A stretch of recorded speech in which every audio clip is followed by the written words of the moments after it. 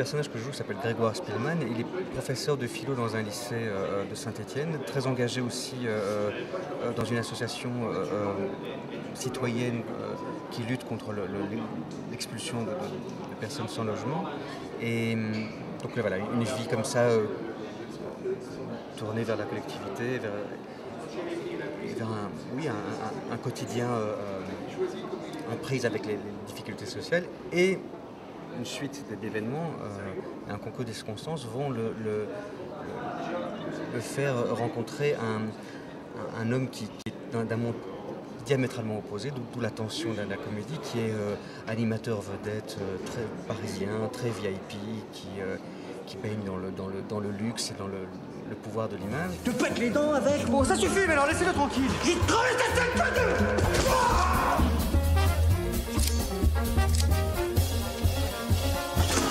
C'est formidable qu'il y ait encore des gens comme vous. Je ne sais pas comment vous remercier.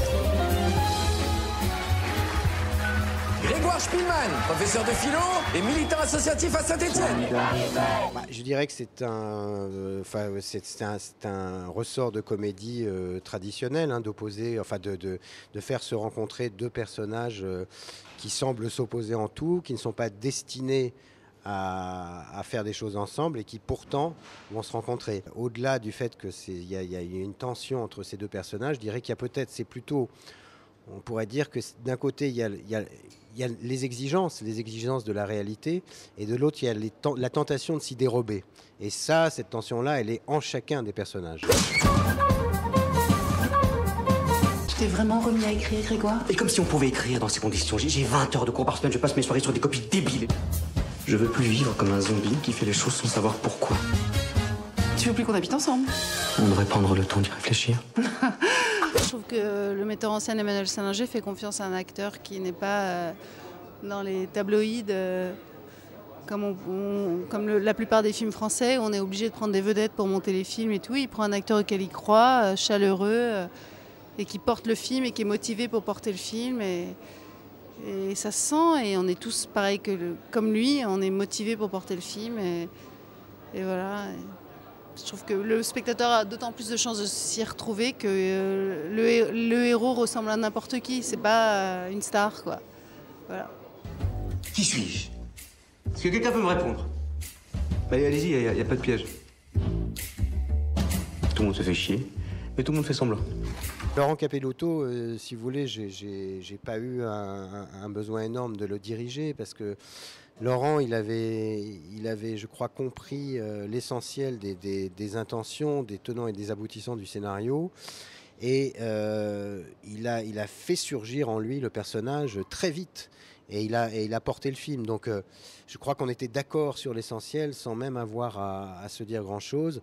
Et puis après ça, moi j'étais là en sparring partner, je le recadrais quand c'était nécessaire. Mais je veux dire, je n'avais pas à le tyranniser. Il savait où on allait. Alors cette originalité, je l'ai ressentie dès la lecture du scénario, et il m'est apparu qu'elle était en effet très écrite. La qualité de la construction générale, la qualité des dialogues, je dirais vraiment à la virgule près. On sent que ça a été écrit à voix haute, en plus par quelqu'un qui sait ce que c'est jouer. Et ce que j'ai aimé, donc, c'était qu'à la fois il parlait de sujets qui moi me paraissent importants et intéressants, donc d'aujourd'hui, la société aujourd'hui, mais sur un ton léger, ce que je trouve formidable, donc aucune prétention. Vous m'emmerdez et c'est réciproque. Donc, techniquement, pour un acteur, cette écriture-là, sa qualité est de donner une respiration qui donne le souffle du personnage. J'ai essayé, si vous voulez, de passer par plusieurs registres comiques. Donc de ne pas me cantonner à une seule. C'est vrai qu'il y a du burlesque, c'est vrai qu'il y a Moi, une autre source d'inspiration consciente, c'est la comédie italienne de la grande époque, des années 50 à 70, pour la férocité ironique de ces films-là, pour le regard qu'ils portent sur la société, pour leur capacité à dire quelque chose du monde et du présent. Donc ça, j'avais envie que le film parle aussi de ça, raconte quelque chose sur ce qu'on est tous en train de vivre là, tout de suite. Et puis il y a des moments où j'essaye d'aller vers un peu la comédie musicale, cette forme-là de drôlerie, d'élégance. Il y a des scènes qui reposent entièrement sur des dialogues, alors que d'autres sont des scènes où ce sont des événements physiques qui font rire. Vous voyez, donc effectivement, je ne voulais pas me cantonner dans un seul registre comique.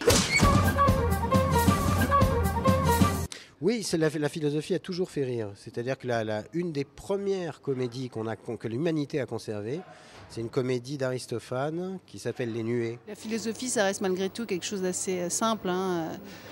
Le premier cours de philo, c'est qui suis-je ? Je suis moi. Ça veut dire qui, moi ? Donc tout le monde se pose cette question-là. On n'a pas besoin d'être philosophe pour ça. Qui suis-je ? Tout le monde se la pose. Donc on a toujours ri des philosophes qui gendarmaient les autres hommes, qui les enjoignaient à se conduire, à vivre sagement. Et on a toujours ri du fait qu'ils étaient au fond un peu à côté de la plaque, voilà, et qu'il y avait une sorte de folie douce dans le fait comme ça, de vouloir apprendre aux autres à être sages. Et en même temps, cette folie, on ne peut pas s'en passer. C'est-à-dire que le monde irait encore plus mal sans cette folie qu'est la philosophie. Tu me demandes une formule à mode d'emploi alors qu'il faut justement renoncer à tout maîtriser. Lâche prise. Sois dépassé, bouleversé, chaviré. Vautre-toi s'il le faut. Mais relève le défi. Je crois qu'on tient un truc là.